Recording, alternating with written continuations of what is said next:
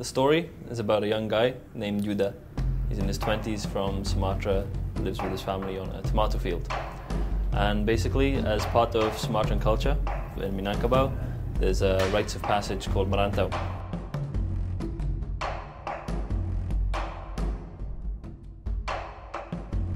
Seperti adat istiadat di Bukit Tinggi dan sekitarnya di wilayah Sumatera Barat, apabila sudah menginjak dewasa, perlu ada pembuktian bahwa dia emang sudah mandiri dan siap.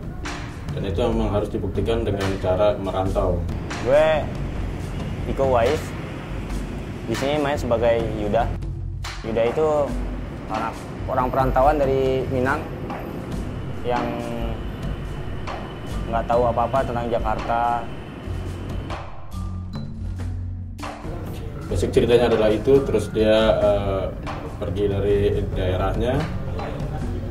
Dia berasal dari keluarga bersahaja, sederhana, dengan kehidupan yang begitu nyaman, begitu tenang, sebagai petani tomat. Dengan hanya berbekal silat hitam dan putihnya yang diajarkan dari silat, benar salahnya diajarkan dari silat, itu sebagai bekal mentalnya dia untuk berangkat merantau. Telat itu ya. Kayaknya di sini juga ada yang tertinggal sampai tembakan, kan ada yang ligat yang keduanya. Kan pakai matras itu, pas jatuh begitu kan, kalau biasa samping enak kan, pas dada nyesek bang. Matras padahal itu.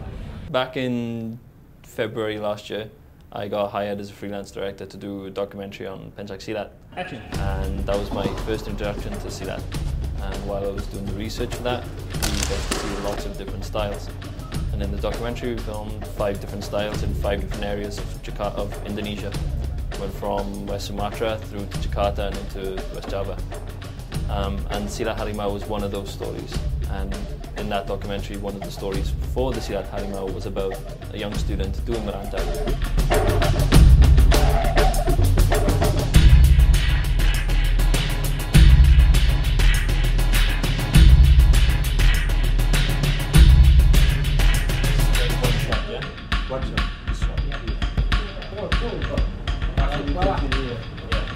Ya emang punya dasar gue tuh sebagai pencak silat.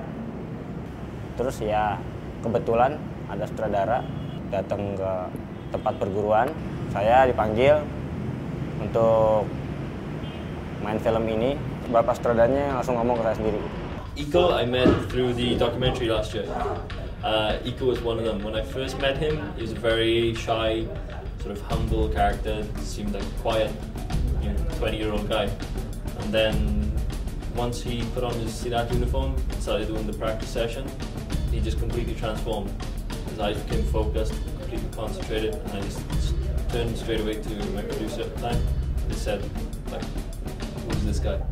Because he just had an amazing natural presence, just a very strong screen presence.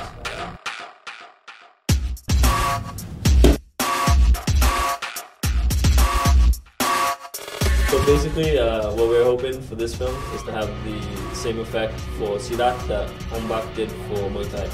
So that people in the West start to recognize Pencak Silat and start to appreciate it. And hopefully, maybe kids, not just in Indonesia, but all over the world, will start to learn Silat also. Di Indonesia kan belum ada film action tentang silat lagi. Begitu kebudayaan kita sendiri.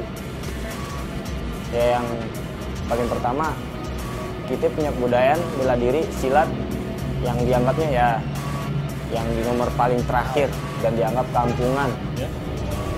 Hong Kong punya Jackie Chan, Asia punya Bruce Lee, Thailand punya Ombak. Kita punya apa? Kita nggak punya siapa-siapa.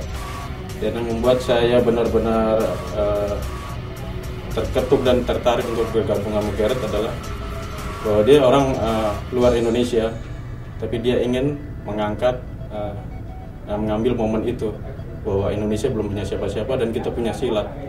Saya sendiri pengen tunjukin silat itu seperti apa gitu. Dan nggak kalah menariknya sama bela diri yang lain.